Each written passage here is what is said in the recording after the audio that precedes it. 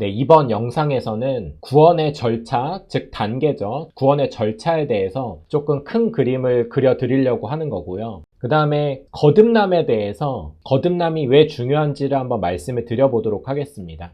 제가 여기다가 이제 성경 말씀에 따르면 절대 믿음만으로 천국을 가지 못한다고 써놨는데, 제가 말씀을 드리고 싶은 포인트는 올바른 믿음이 없으면 천국에 가지 못한다고 말씀을 드리는 거예요. 성경에서 예수님께서 말씀하시는 올바른 믿음이 있는데, 그 올바른 믿음이 무엇인지를 고민해 봐야 되고 그런 방향대로 이제 살아야 된다라고 말씀을 드리는 겁니다. 자, 그래서 이제 제가 그림으로 이렇게 이제 한번 표현을 해봤는데요. 우리가 이제 구원을 받으려면 이만큼이 필요한데, 믿음이라는 거는 어떤 기본 조건 또는 전제적인 조건 같은 거라고 생각하시면 됩니다. 그러니까 구원 받으시려면 이렇게 많이 필요한데 일부분이죠. 믿음이라는 일부분만 가지고 구원을 받으실 수가 없다고 말씀을 드리는 거예요.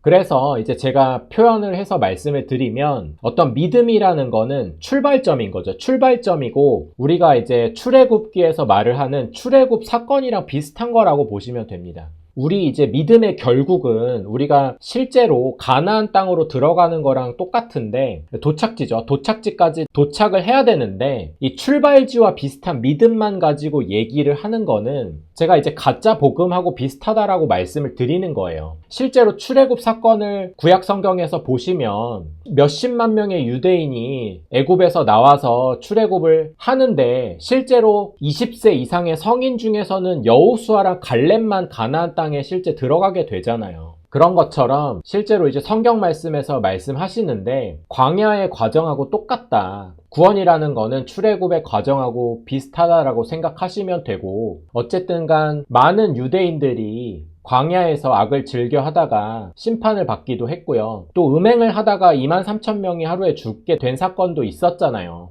그러다 보니까 실제로 이제 사도 바울이 고린도 전서에서 선줄로 생각하는 자는 넘어질까 조심해라. 출애굽의 과정하고 똑같다. 우리가 천국에 들어갈 때까지, 가나안 땅에 들어갈 때까지 들어가야지만 끝나는 거지, 우리가 아직 이 세상에 살아있는 동안에는 당연히 넘어질까 조심하라라고, 이제 깨어 있어라라고 이제 말씀하시는 거라고 생각하시면 됩니다.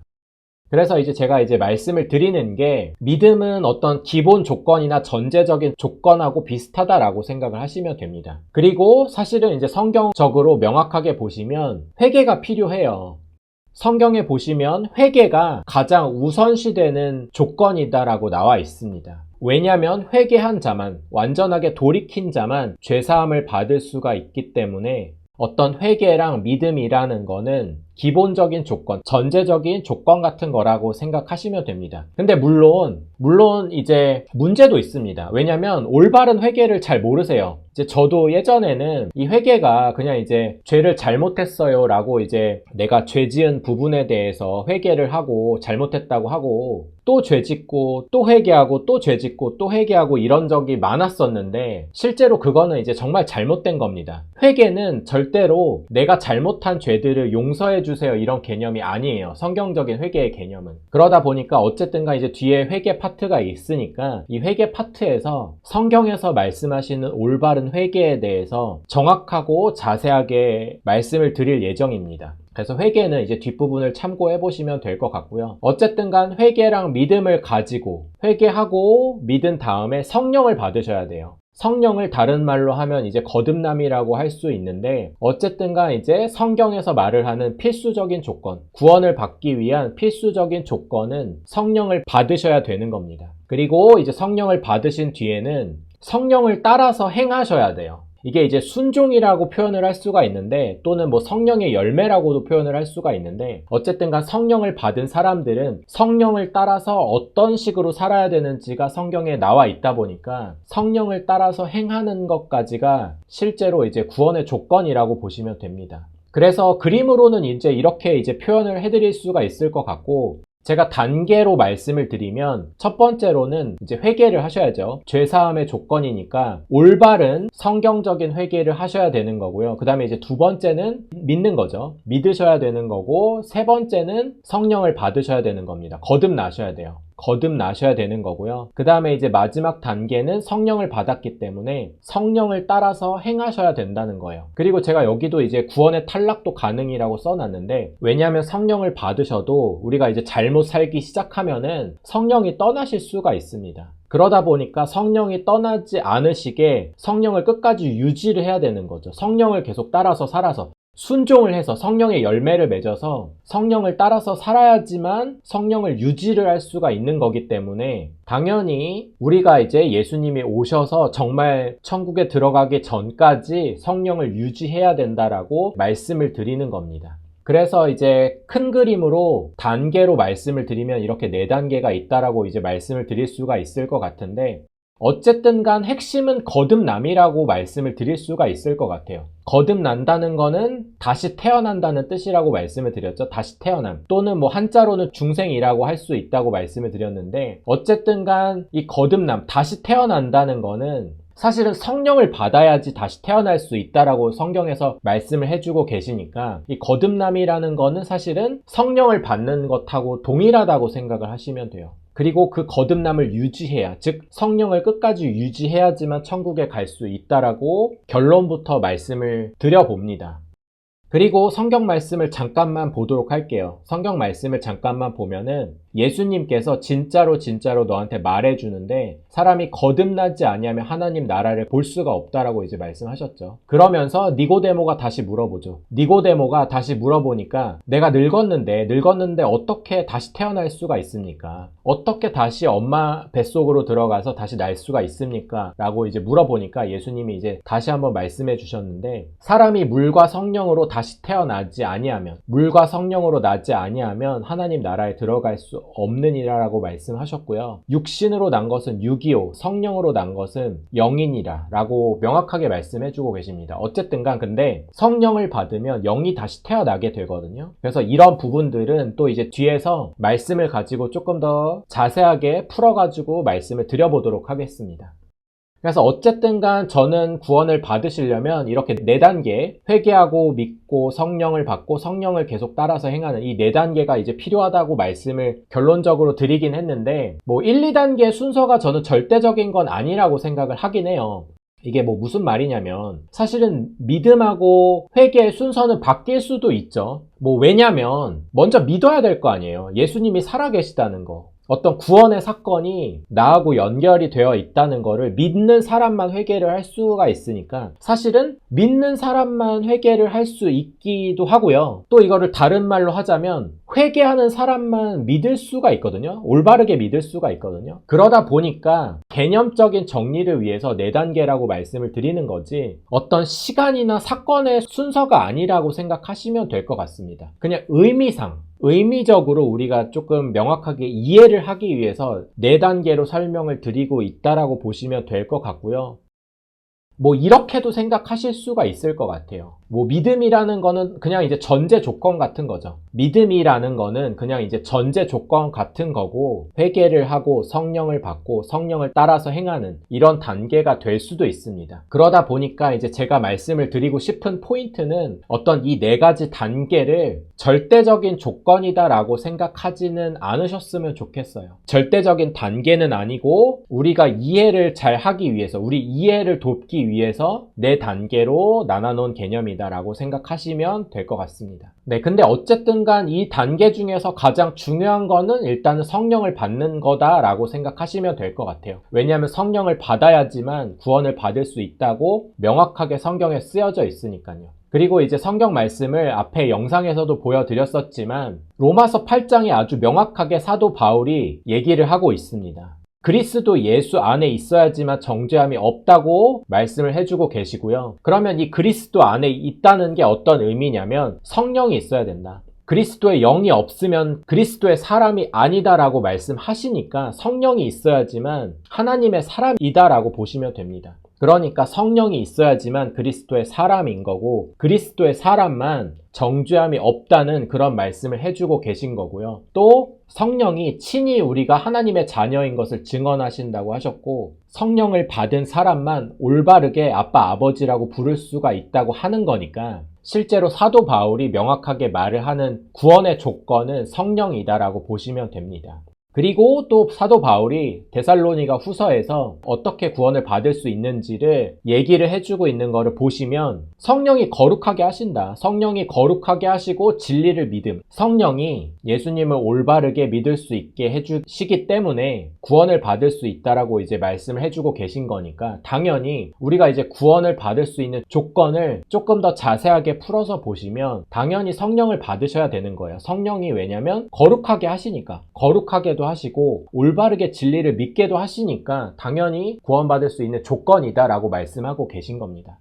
사실은 그것뿐만 아니고요. 우리가 사도 바울이 믿음만 있으면 구원을 받을 수 있다. 율법의 행위가 아니고 믿음만 있으면 구원을 받을 수 있다라고 말을 하는 것처럼 오해를 할 수가 있는데 실제로 갈라디아서 3장에 보시면 그 오해에 대해서 명확하게 풀어내실 수가 있어요. 갈라디아서 3장을 보시면 사도 바울이 명확하게 뭐라고 얘기를 하고 있냐면 성령을 받은 것이 율법의 행위로냐 혹은 믿음으로냐. 그러니까 율법의 행위로 성령을 받은 게 아니고 믿음으로 성령을 받은 거다라고 말씀을 해주고 있잖아요. 다른 말로 하자면 믿음이 중요하다는 얘기가 아니잖아요. 믿음이 중요한 게 아니고 믿음을 통해서 성령을 받은 거니까 결국에는 성령을 받는 게 중요하다라고 사도 바울이 얘기를 하는 거잖아요. 그리고 2절뿐만 아니고 5절을 또 보시면 되죠. 5절에 또 명확하게 또 나와 있잖아요. 성령을 주시고 너희 가운데 능력을 행하시는 이의 일이 율법의 행위에서냐 혹은 듣고 믿음에서냐. 그러니까 율법의 행위로 성령을 받은 게 아니고 믿음으로 성령을 받은 거다라고 사도 바울이 얘기를 하고 있고 더 중요한 거는 믿음이 중요한 게 아니고 성령이 중요한 거라고 결론적으로 말씀하고 있는 거잖아요.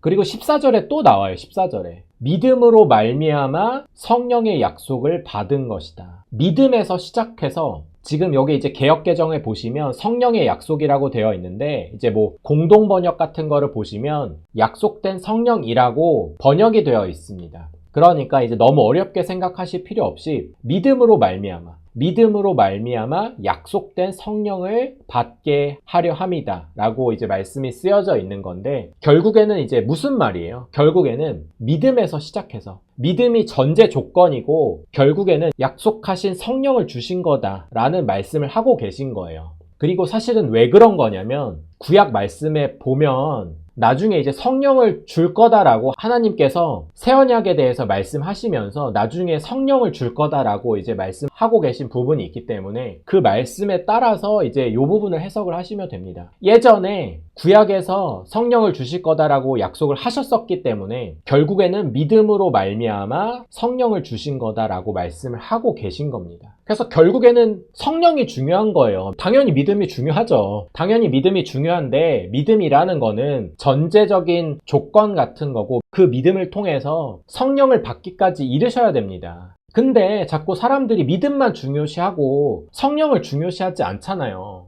그리고 결국에 그런 사람들의 얘기를 들어보면은 성령이 없어요. 성령을 받지 않은 사람들이 대부분입니다. 왜냐하면 성령을 받은 사람들은 무조건 거룩하게 살 수밖에 없거든요. 근데 그런 사람들은 거룩을 주장하지 않아요. 믿음만 주장합니다. 그러니까 어떻게 보면은 믿음에서 시작해서 올바로 성령까지 받은 사람들은 너무나 당연하게 거룩함을 얘기를 할 수밖에 없습니다. 다 성경에 쓰여져 있는 말씀이기 때문에 그렇습니다. 그래서 이제 제가 강조해서 계속 말씀을 드리는 게 믿음도 당연히 중요하지만 믿음에서 시작을 해서 성령을 받는 데까지 가는 게 정말 중요하다라고 말씀을 드리는 거라고 보시면 됩니다. 네, 그래서 이제 또 다른 말씀들을 보시면 성령으로 시작하였다가 육체로 마치겠느냐. 육체로 마치면 안 된다. 성령을 따라서 살아야 된다. 이런 말씀을 하고 있는 거고요. 또 성령을 위해서 심는 자는 성령으로부터 영생을 거둔다고 하잖아요. 사도 바울이. 육체를 위해서 살면은 그거는 썩어질 거고 사망이다. 다른 성경 말씀들을 보면은 명확하게 쓰여져 있어요. 육체를 위해서 살면 사망이다라고 쓰여져 있습니다. 그러니까 당연히 육체를 위해서 살면 안 되고 성령을 위해서 살아야 돼요. 왜냐하면 우리는 육체에 아직 속해 있고 이 물질 세계에 속해 있기 때문에 우리가 깨어있지 않으면 당연히 육체를 위해서 살 수밖에 없어요. 자꾸 탐욕을 부리고 내 욕심을 따라서 살고 그게 이제 인간의 본성이기 때문에 그렇게 살 수밖에 없습니다. 근데 이제 성경 말씀에서 명확하게 말씀을 해주시는 거예요. 성령을 위해서 살면은 그렇게 육체를 위해서 살지 않을 수가 있다. 이제 이런 말씀을 해주시는 겁니다. 네, 그리고 이제 명확하게 로마서 8장 11절에서 또 사도 바울이 성령에 의하여 성령이 우리 죽을 몸을 살리실 거다라고 명확하게 말씀을 해주고 있잖아요. 성령이 있어야지만 성령에 의하여 우리의 죽을 몸이 살 수 있는 거다라고 보시면 됩니다. 네, 그리고 베드로도 사실은 말을 하는 게 똑같아요. 베드로 전서의 말씀을 보시면 죽은 자 가운데서 부활하게 하심으로 말미암아 우리를 거듭나게 하셨다. 다시 태어나게 하셨다. 성령으로 다시 태어나게 하셔서 이제부터 이제 소망이 생긴 거고 이제 하늘나라에 대한 유업을 잊게 하시나니 뭐 이런 말씀인 거죠. 그러니까 거듭남이 중요한 겁니다. 성령을 받는 게 중요한 거예요. 근데 이제 대부분의 사람들이 이 거듭남에 대해서 잘 모르고 있기 때문에 또 성령에 대해서 잘 모르고 있기 때문에 그런 말씀들을 간과하는 거라고 생각을 합니다. 네, 그래서 이제 성령이 중요하다. 성령이 거듭남의 조건이고 구원을 받기 위한 절대적인 조건이다라고 말씀을 드리고 있는 거고요. 그 다음에 이제 네 번째 단계는 성령을 받은 다음에는 성령을 따라서 살아야 됩니다. 이거를 이제 조금 쉽게 말을 하면은 순종이다라고 볼 수가 있는데요. 어쨌든 하나님이 원하시는 대로 살아야 되는 거죠. 성경에서 분명히 세 계명을 지키라고 말씀을 하시잖아요. 사실은 뭐 세 계명이긴 하지만 실제로는 10계명하고 똑같은 거 이긴 하죠. 하나님을 사랑하는 거는 10계명에서 1계명부터 4계명까지의 말씀이고 그 다음에 5계명부터 10계명까지는 이웃을 내 몸과 같이 사랑하는 그런 말씀하고 똑같은 거잖아요. 그러다 보니까 사실은 이 3계명이라고 하는 거는 뭐 이제 구약 성경에서의 10계명하고 똑같은 거긴 한데 어쨌든 간 조금 더 본질적인 말씀을 해주시기 위해서 예수님께서 3계명이다라고 명명을 하셨죠. 근데 이제 그 3계명을 조금 자세하게 들여다보면은 하나님을 사랑하는 거는 당연히 우상숭배를 안 하는 거죠. 우상숭배를 안 하는 거고 거룩하고 경건한 거는 하나님의 뜻이기 때문에 당연히 이제 하나님을 사랑하는 사람들은 거룩하고 경건하게 살 수밖에 없는 거죠. 왜냐하면 거룩하지 않은 거랑 경건하지 않은 거는 하나님이 싫어하시니까. 그리고 의를 행하는 것도 하나님을 사랑하는 방법 중에 하나인 거죠. 그리고 이제 이웃을 내 몸과 같이 사랑하는 거는 당연하지만 뭐 사랑을 하고 용서를 하고 또 남들한테 자비를 베풀고 선을 행하고 이런 것들이 정말 이제 이웃을 내 몸과 같이 사랑하는 방법이니까 사실은 성령을 받고 성령을 따라서 행하면 이 3계명을 잘 지킬 수 있게 성령님이 도와주시는 거죠. 그래서 사실은 뭐 제가 이제 순종이라고 말씀을 드렸지만 사실은 올바른 순종은 내 의지대로 순종을 하려는 게 아니고 성령님께서 올바르게 순종을 할 수 있게 도와주세요. 그래서 내 의지가 조금 약할 수도 있고 내가 조금 모자랄 수도 있지만 실제로는 성령님이 그 약함을 다 도우신다고 성경에서 명확하게 쓰여져 있습니다. 그래서 이제 그런 부분들도 잘 생각해 보시면 좋을 것 같고요. 물론 이제 이런 것들을 잘 지키면서 실천을 하려고 생활을 하시다 보면은 결국에는 예수님을 닮아가는 삶을 살 수밖에 없죠. 영적으로 성장을 하고 빛과 소금과 같은 그런 선한 영향력을 발휘하는 그런 삶을 살게 되기 때문에 당연히 성령을 따라서 순종을 하게 되면은 예수님을 닮아가는 삶을 살 수밖에 없습니다. 그래서 이제 네 번째 단계에서는 이제 그런 거에 대한 말씀을 조금 자세하게 드려보려고 합니다. 뭐 간단하게만 성경 말씀을 잠깐만 보여드리면 경건해야 된다, 거룩해야 된다, 음란을 버려야 된다, 거룩하게 하심이니 거룩하지 않으면 성령을 주신 하나님을 저버림이다 라고 아주 명확하게 쓰여져 있어요. 그리고 그런 것뿐만 아니고 믿음을 지키고 선한 싸움을 싸우셔야 되고요. 경건해야 되고 악은 어떠한 모양이라도 버려야 됩니다. 그리고 온전하게 흠이 없게 거룩해야 되는 게 하나님께서 우리에게 원하시는 겁니다. 또 계명을 지켜야 되고요. 계명을 지키지 않으면 거짓말하는 자고 진리가 그 속에 있지 않을 거다라고 말씀하셨으니까 당연히 계명을 지켜야 되고 선한 일을 하셔야 돼요. 하나님을 시인하나 행위로 부인하며 가증한 자고 복종하지 아니하는 자라고 말씀하셨습니다. 그렇기 때문에 무조건 계명을 지키고 선한 일을 하셔야 됩니다. 싸우지 말고 거룩해야 되고요. 선한 일을 행해야지 하나님께 속한다고 명확하게 성경 말씀에 쓰여져 있습니다.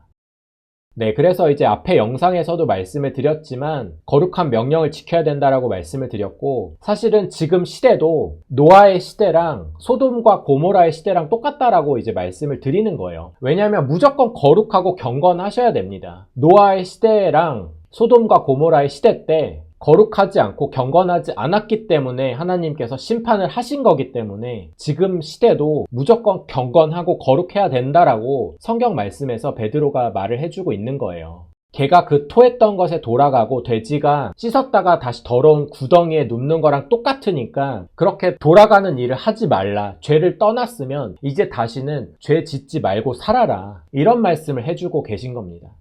그리고 서로 사랑해라. 계명을 지켜라.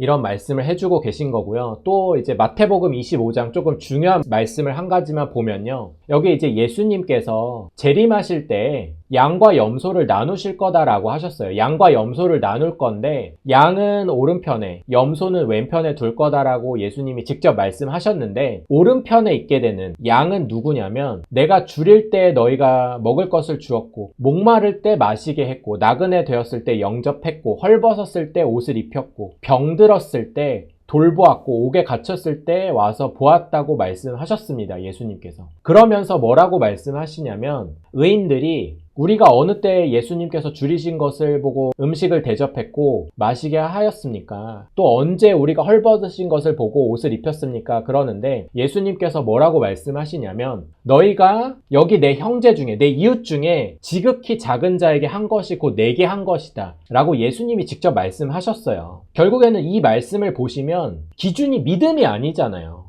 기준이 믿음이 아니고 이웃을 사랑했는지 안 했는지를 가지고 양과 염소를 나눌 거다라고 예수님께서 명확하게 말씀하고 계시잖아요. 만약에 믿음이었으면 여기서 믿음이 있는 자는 오른쪽에 세울 거고 믿음이 없는 자는 왼쪽에 세울 거다라고 말씀하셨겠죠. 근데 그게 아니잖아요. 그게 아니고 명확하게 양은 이웃을 사랑한 자, 이웃을 도운 자라고 말씀하셨고 염소는 그렇게 하지 않은 자라고 말씀하셨습니다. 왼편에 있게 되는 염소들은 먹을 것을 주지 않았고 목마를 때 마시지 않게 했다. 그리고 지극히 작은 자에게 하지 아니한 것이 곧 내게 하지 않은 거다라고 예수님께서 그 기준을 명확하게 말씀하셨으니까 이런 부분들도 정말 생각해 보실 필요가 있다고 생각을 합니다.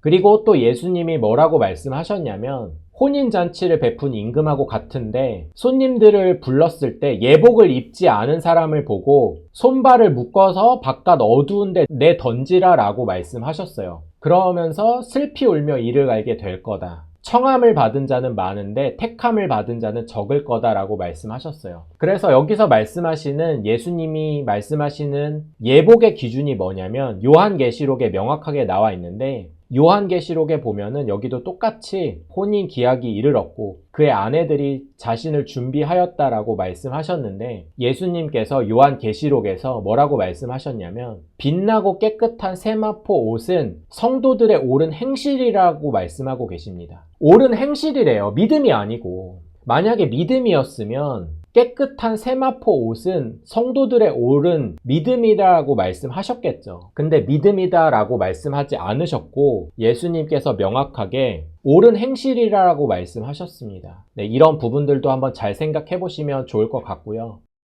그리고 또 너무나 유명한 성경 구절이잖아요. 많은 분들이 자주 보시는 성경 구절인데 예수님께서 명확하게 말씀하고 계시잖아요. 주여 주여 하는 자마다 천국에 들어갈 것이 아니요 내 아버지의 뜻대로 행하는 자라야 들어가리라라고 말씀하고 계시잖아요. 그러면서 불법을 행하는 자들아 내게서 떠나가라 하리라라고 말씀하고 계시잖아요. 그러면서 행하는 자는 반석 위에 집을 지은 거고 행하지 않는 자는 어리석은 사람하고 같다라고 명확하게 예수님께서 말씀하고 계십니다. 그러니까 제가 말씀을 드리는 게 지금 이 네 단계를 말씀을 드리고 있는 거긴 한데 이 네 단계를 보시면 올바른 믿음은 사실만 믿는다고 해서 즉 팩트만 믿는다고 해서 그게 올바른 믿음이 아니다라고 말씀을 드리는 겁니다. 올바른 믿음은 너무나 당연하게 성령을 받는 믿음이 당연히 올바른 믿음이겠지만 성령을 받은 사람들은 올바른 순종을 함으로써 여러 가지 행함, 예수님께서 말씀하신 좋은 열매를 맺는 데까지 이르는 게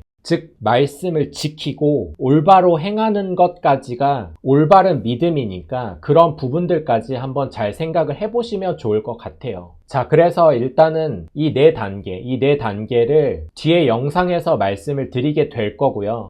뒤에 영상에서 이 네 단계를 자세하게 말씀을 드리긴 할 건데 어쨌든 간 자세하게 말씀을 드리기 전에 거듭남에 대해서 먼저 한번 말씀을 드려보도록 하겠습니다. 거듭남이라고 하는 거는 제가 이제 성령을 받는 것하고 똑같다라고 말씀을 드렸는데, 어쨌든 간 제가 이 거듭남을 먼저 말씀을 드리려고 하는 이유가 뭐냐면, 거듭남을 명확하게 이해하셔야지 회개가 어떠한 역할을 하는지, 그리고 구원의 섭리랑 그 과정이 어떻게 되는지를 명확하게 이해를 하실 수가 있거든요. 네, 그렇기 때문에 사실은 이 성령을 받는 거, 거듭남이 정말 중요한 역할을 하는 겁니다. 그래서 우리가 거듭남에 대해서 먼저 명확하게 이해를 해보도록 하겠습니다. 네, 우리가 이제 너무나 잘 알고는 있지만 하나님께서 우리 인간 아담을 창조를 하실 때 영과 혼과 육으로 창조를 하셨죠. 영과 혼과 육으로 창조를 하셨고요. 뭐 조금 잘 모르시는 분들이 있을 수도 있으니까 한번 자세하게 한번 말씀을 드려보면은, 육이라는 건 우리 몸이죠. 우리 육체를 의미를 하는 거고요. 자, 혼이라는 거는 영어로 soul이라고 하는데, soul이라고 하는 거는 어떤 우리의 생각이나 마음, 아니면 또는 자아, 의지 같은 거를 혼이라고 하는 겁니다. 그러니까 뭐 쉽게 말을 하자면 우리가 기쁨을 느끼거나 슬픔을 느끼거나 분노나 사랑을 느끼는 이런 부분이 이제 혼이라고 보시면 되는 거죠. 뭐 생각하고 똑같은 거죠. 우리 생각이라고 보시면 되죠. 네, 자, 근데 이제 우리는 영도 있습니다. 영도 있고 영어로는 스피릿이라고 하는데, 어쨌든가 우리에게는 영이라는 것도 있어요. 근데 영이 조금 어렵죠. 잘 안 와 닿기 때문에 이 영이라는 부분을 이해하기가 조금 어려운데, 영을 조금 쉽게 설명을 드리면 어떤 와이파이랑 비슷하다고 생각을 하시면 될 것 같아요. 우리가 핸드폰을 사용할 때 와이파이를 켜면은 인터넷에 접속을 할 수가 있잖아요. 근데 와이파이를 끄면은 인터넷에 접속을 할 수가 없고요. 그런 것처럼 이 영이라는 부분은 인간에게 있어서 하나님하고 의사소통을 할 수 있는, 하나님하고 의사소통을 할 수 있는 뭐 어떤 양심이나 직감, 아니면 하나님에 대한 갈망, 아니면 뭐 텔레파시, 뭐 약간 이런 거라고 생각을 하시면 됩니다. 그래서 실제로 이제 이 영이라는 부분은 하나님하고 연결되어 있는 부분이어서 어떤 직감이 발동을 하게 되는 거죠. 그래서 이제 이 영적으로 조금 발달해 계신 분들은 직감이 뛰어나기도 하고, 또 하나님의 말씀을 직접적으로 들을 수 있기도 하고, 어쨌든 간 이 영이라는 부분도 인간에 있어서 하나님께서 창조하실 때 같이 이제 영을 주신 거라고 보시면 됩니다. 네, 그래서 이제 실제로 이게 맞는지를 성경 구절 말씀들을 가지고 이제 말씀 한번 드려보면은, 데살로니가 전서를 보시면 영과 혼과 몸이 있다, 영과 혼과 몸이 실제로 있다라고 이제 이런 성경 구절도 있고요. 그리고 창세기에서는 이제 하나님께서 아담을 창조를 하실 때 생명의 호흡을 불어 넣으시니 사람이 살아있는 혼이 되었더라, 이런 말씀도 있습니다. 그리고 이제 실제로 뭐 욥기 보시면 영이 있고, 영감이 사람들에게 깨달음을 주는 부분이다, 이제 이렇게까지도 말씀하시죠. 어떤 창의력이 뛰어난 사람들도 있잖아요. 창의력이 뛰어나고 영감이 뛰어난 그런 사람들은 이제 영의 부분이 조금 발달된 사람이라고 보시면 되겠죠. 뭐 어쨌든 간 영이 있고요. 실제로 잠언에도 보시면 영이 있습니다. 그런데 어쨌든 간 우리가 죽을 때는 흙은 땅으로 돌아가고, 우리 육체는 땅으로 돌아가고, 영은 영을 주셨던 하나님께로 돌아가게 될 거다라고 이제 말씀하고 계시죠. 그래서 어쨌든 간 여러 가지 성경 구절 말씀을 봤을 때 실제로 우리 인간의 몸은 영과 혼과 육으로 이루어져 있다는 것을 알 수가 있고요. 근데 이 아담이 죄를 지었죠. 하나님이 아담을 창조를 하셨을 때 어쨌든 간 하나님이 아담의 주인이고 왕인데, 실제로 이제 아담이 불순종을 함으로써 하나님이 주인이다라고 한 게 아니고 내가 주인이다라고 한 거죠. 내가 주인이다라고 한 거기 때문에, 불순종을 한 거기 때문에 이제 선악과를 따먹게 된 거죠. 내가 주인이니까. 하나님이 다른 어떤 나무의 열매를 먹어도 괜찮은데 선악을 알게 하는 나무의 열매는 먹지 말라라고 명령을 하셨잖아요. 명령을 하셨는데 뭐 물론 하와가 마귀에게 속아서 먼저 먹게 되고 그것을 아담에게 이제 먹게 했지만, 어쨌든 간 아담이 선악과를 먹게 된 그거에 대한 본질은 하나님 말씀을 불순종을 하고 내가 주인이 되겠다고 한 거죠. 하나님이 나의 주인이신데 그거를 거부를 하고 내가 주인이다라고 주장을 한 거죠. 그게 죄잖아요. 사실은 죄라는 게 하나님을 떠나 있는 모든 생각과 행동, 그리고 하나님을 주인으로 인정을 하는 게 아니고 내가 하고 싶어 하는 것을 다 하려는 그런 속성,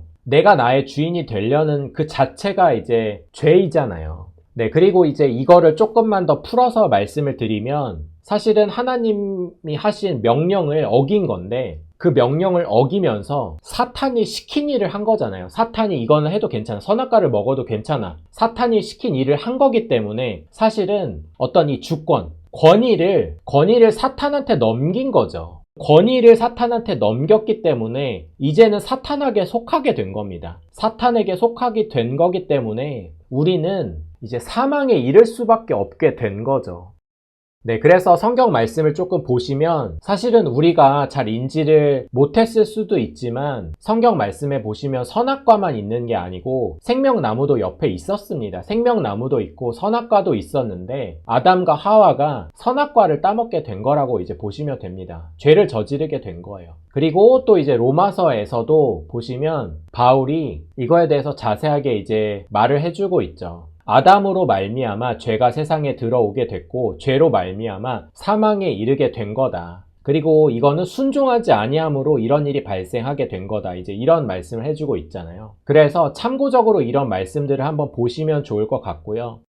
네, 그러면 도대체 이 아담이 선악과를 먹게 된 게 어떤 게 이제 잘못된 건지를 잠깐 이제 말씀을 드려보면은 영과 혼과 육이 있다고 말씀을 드렸는데 영과 혼과 육이 있었는데 영이 죽게 된 겁니다. 사실은 아담이 죄를 지음으로써 성령이 떠나가신 거예요. 처음에 하나님께서 아담을 창조를 하실 때 성령을 주셨고 성령을 통해서 의사소통할 수 있는 부분인 영이 살아 있었는데 아담이 죄를 지음으로써 성령이 떠나가신 거고 영이 죽게 된 겁니다. 그래서 실제로 이제 성경 말씀에 보시면 나의 영이 성령이 영원히 사람과 함께하지 아니하리니 이는 그들이 육신이 됨이라 라고 이렇게 이제 말씀하고 계시죠. 이 부분은 이제 아담이 죄를 짓게 된 이후에 성령이 떠나가시게 된 그 말씀을 해주고 계신 겁니다. 성령이 떠나가시면서 성령하고 의사소통을 하는 부분인 우리 인간의 영도 같이 죽게 된 거라고 보시면 됩니다. 네, 그래서 우리는 이제 아담이 죄를 지음으로써 원죄를 지음으로써 사망에 이를 수밖에 없는데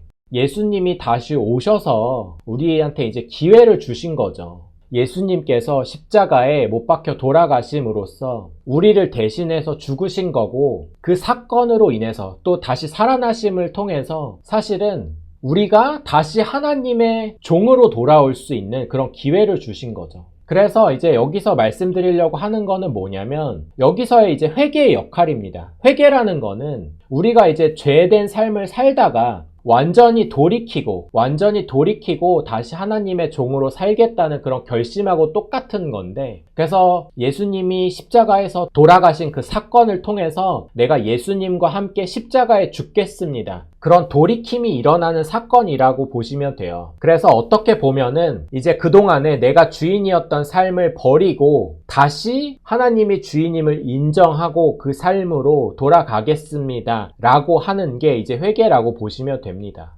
그러면 하나님 나라의 백성으로 다시 받아주시고 순종의 종으로서 의의 종으로서 생명에 이르를 수 있는 거죠.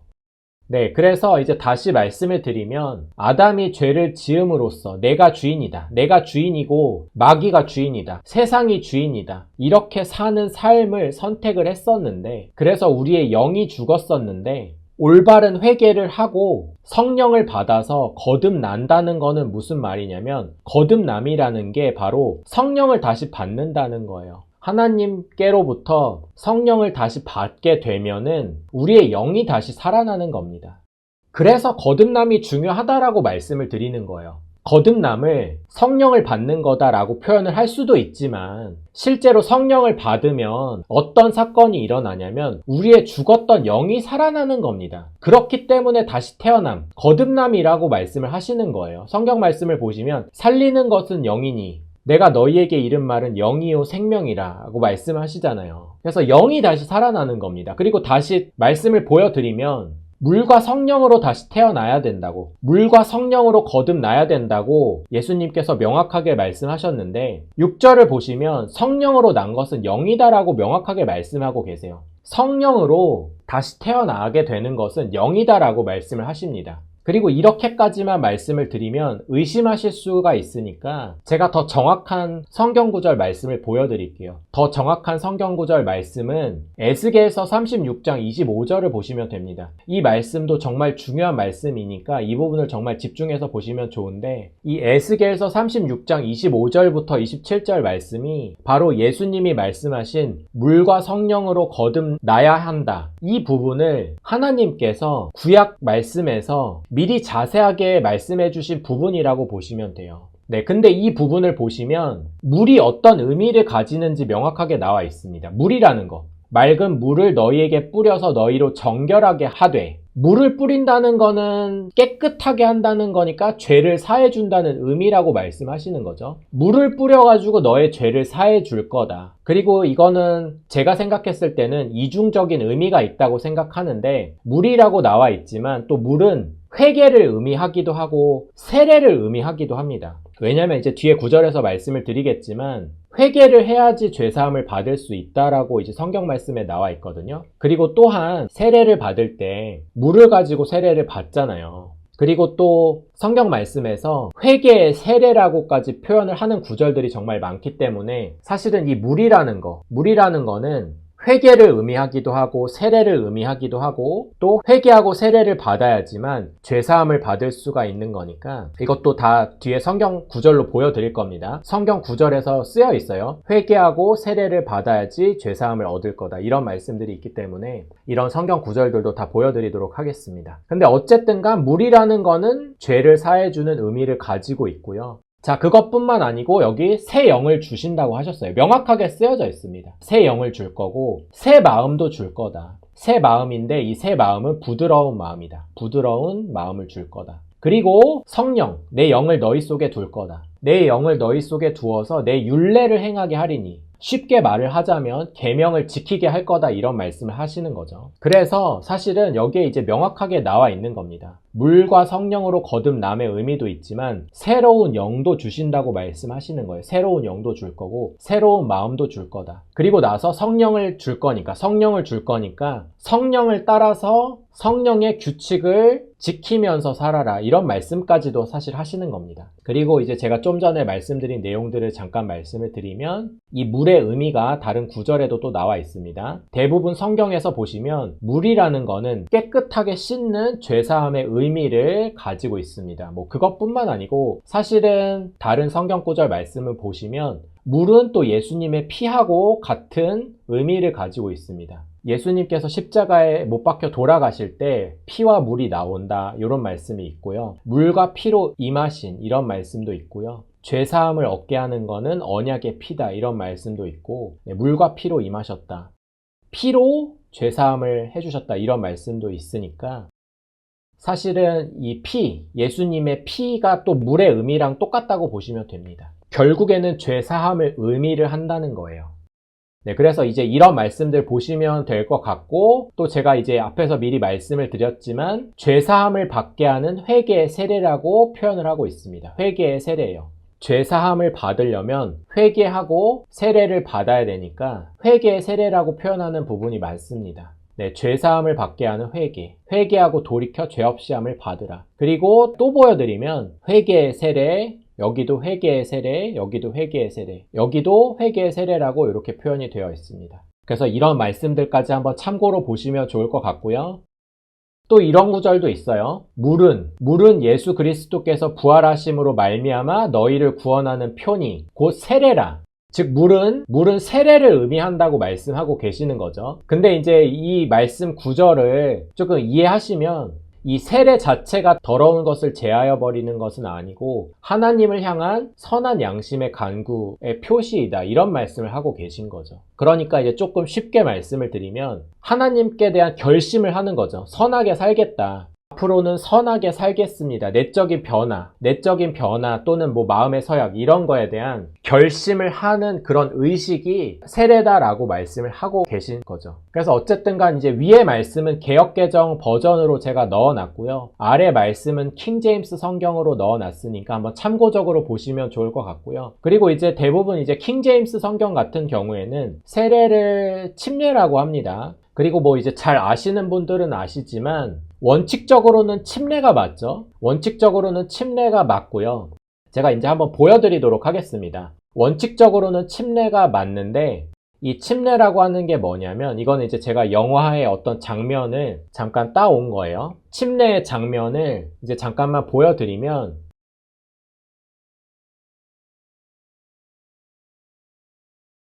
네, 이게 지금 이제 침례라고 하는 겁니다. 여기 보시면 여기 이제 여성이 뒤로 이렇게 하면서 물에다가 완전히 잠기잖아요.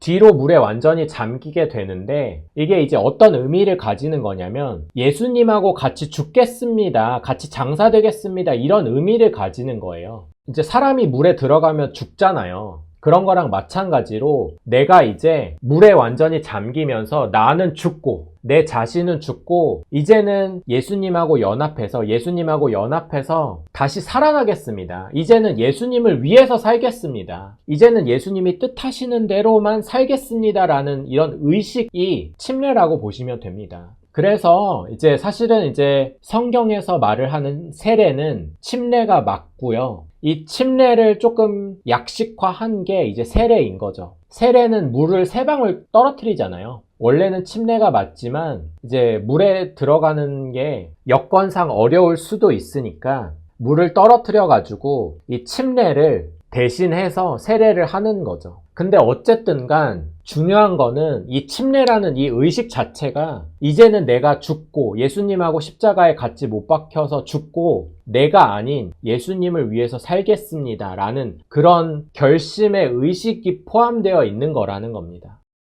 그래서 다시 한번 정리해드려 보면은 물과 성령으로 거듭난다는 뜻이 뭐냐면 물은 예수님의 피이기도 하고요. 회개의 의미이기도 하고 세례나 침례의 의미이기도 합니다. 근데 어쨌든간 물은 물과 피를 통해서 죄사함을 받는 거예요. 죄사함의 의미입니다. 죄사함을 받고 그 다음에 성령을 받을 수 있는 거기 때문에 죄사함을 받고 나서 성령을 받아야지만 거듭나는 거다라고 예수님께서 말씀해주고 계신 겁니다. 그리고 이제 나중에 이제 뒤에서 다른 성경 구절 말씀을 보여드릴 거지만 성령을 받으려면은 회개하고 세례를 받은 후에 죄사함을 받으라. 죄사함을 받으면 성령을 선물로 주실 거다. 이런 말씀 구절이 있습니다. 그래서 이런 구절들도 이제 뒤에서 보여드리도록 하겠습니다. 네, 또 그리고 이제 성경 말씀을 잘 보시면 이 물과 성령이 나오는 구절들이 또 있어요. 보시면 아시겠지만 여기는 이제 세례 요한이 세례를 베푸는 말씀 구절인데 여기도 보시면 회개하기 위해서 물로 세례를 베푼다 라고 나와 있고요. 그리고 나면 성령을 주실 거다 이런 말씀도 있습니다. 그래서 이거 참고적으로 보시면 좋을 것 같고요. 네, 그리고 또 명확하게 나와 있습니다. 회개하고 세례를 받으면 침례를 받으면 이제 죄사함을 얻을 수 있다. 죄사함을 얻을 수가 있고 죄사함을 받으면 성령을 선물로 받게 될 거다라는 이런 구절이 있습니다. 그래서 단계로 보면은 제가 이렇게 끊어가지고 회개하고 세례 받고 그 다음에 죄사함을 받으면 성령을 받을 거다. 이렇게 단계로 끊어놨지만 어쨌든 간 요거를 다시 물과 성령으로 보시면 죄사함, 물의 의미를 가지고 있는 거고요. 회개하고 세례를 받으면 죄를 사함을 받는 거니까 이게 이 전체가 이제 물의 의미를 가지고 있는 거라고 보시면 될 것 같고요. 어쨌든 간 이렇게 이제 죄사함을 받으면 성령을 받으실 수가 있습니다. 네, 그래서 이제 이 거듭남이라는 거, 다시 태어난다는 거는 성령을 받아가지고 우리의 영이 다시 살아나는 게 이제 거듭남의 사건이라고 보시면 돼요. 그리고 이제 헬라어 성경을 찾아보시면 물과 성령으로 나야 된다라고 성경 말씀에 쓰여져 있는데 그게 이제 헬라어 성경으로 보시면 위로부터 다시 태어난다라는 그런 얘기도 있어요. 그러니까 이제 다시 말씀을 드리자면은 성령을 받고 영이 살아나는 거는 위로부터, 하늘로부터 내가 다시 태어나는 사건이라고 보시면 됩니다. 그리고 그것뿐만 아니고 새로운 마음까지 주신다고 하셨으니까 새로운 생명으로 살겠다는 마음의 변화도 당연히 포함되어 있는 개념이죠. 그래서 다시 한번 정리를 해드려 보면은 이번에는 번호를 붙여봤습니다. 거듭남이라는 거를 명확하게 이해를 하기 위해서 제가 이제 이 에스겔서 말씀을 번호를 붙여보면은 물은 깨끗하게 정결하게 하는 거니까 죄사함의 의미라고 말씀을 드렸고 근데 이 죄사함을 받으면 여기 보시면 새로운 영을 너희 속에 둘 거다. 새로운 영을 주실 거다라고 말씀하셨고 새로운 마음도 주실 거다라고 하셨습니다. 새로운 마음, 부드러운 마음도 주실 거다라고 말씀하셨고요. 그것뿐만 아니고 성령을 주신다라고 말씀하셨죠. 성령을 주실 거다라고 말씀을 하셨고요. 마지막으로 순종까지도 말씀하고 계십니다. 규례를 지켜 행하라. 순종해야 된다. 이런 말씀을 하고 계신 겁니다. 물론 올바른 순종은 성령이 도와주십니다. 순종이라는 것도 내 의지대로 하는 게 아니고요. 이 성령을 주신 이유가 바로 올바르게 순종을 할 수 있게 도와주시려고 성령을 주신 거다라고 보시면 돼요. 이제 나중에 성경 구절 말씀들로 보여드리겠지만 실제로 성령이 도우신다고 말씀을 하시고 계십니다. 그게 성령을 주신 이유다라고도 말씀을 드릴 수가 있는 거예요. 그래서 이런 구절들 한번 자세하게 한번 참고를 해보시면 좋을 것 같고요. 또 성경에 쓰여 있잖아요. 새 언약을 맺을 거다. 새 언약을 맺을 건데 내 법을 그들의 생각에 두고 마음에 기록하리라 라고 명확하게 쓰여 있잖아요. 이 내 법이라는 거는 성령을 따라서 행하는 법입니다. 또 이제 뒤에 여러 가지 말씀 구절들을 보시면 사실은 이런 내용들이 명확하게 이해가 되실 텐데 앞에 말씀에서 규례를 지켜 행하라 이 말씀이 성령을 줄 거고 성령을 따라서 내 규례를 지켜 행하라 라고 이제 말씀하신 게 결국에는 이 말씀하고 이어지는 거라고 보시면 돼요. 내 법을 그들의 생각에 둘 거고 마음에 기록할 거니까 그것을 따라서 살아라 이런 말씀입니다. 네, 그래서 이제 성령을 받은 사람들은 육신을 따라 행하지 않고 성령을 따라 행한다고 말씀하고 계신 거예요. 육신을 따라 살지 않고 성령을 따라 산다. 왜냐하면 육체대로 사는 것은 아담하고 똑같은 거죠. 아담이 육체를 따라간 거잖아요. 육체를 따라갔기 때문에 거기서부터는 당연히 죽을 수밖에 없는 거고 성령을 받은 자들은 하나님을 주인으로 인정하고 하나님의 종으로 사는 거기 때문에 이제부터는 성령을 따라서 사는 거고 성령을 따라서 살아야지만 영생을 거둘 수가 있는 겁니다. 그래서 육에 속한 자는 성령이 없는 자니라 라고 말씀하고 있는 거고요. 육신을 따르는 사람들은 육신의 일들을 생각하나 성령을 따르는 사람들은 성령의 일을 생각한다고 말씀하시는 거고 육신의 생각은 사망이고 영의 생각은 생명과 평안이다 라고 말씀하고 있는 겁니다. 또 이런 구절들 뿐만 아니고요. 육신의 생각은 하나님과 원수가 된다. 육신대로 살면 죽을 건데 영으로 몸의 행실을 죽이면 산다라고 말씀하고 계신 겁니다. 육에 속한 사람들은 성령의 일들을 받지 않는다라고 말씀하고 있는 거예요.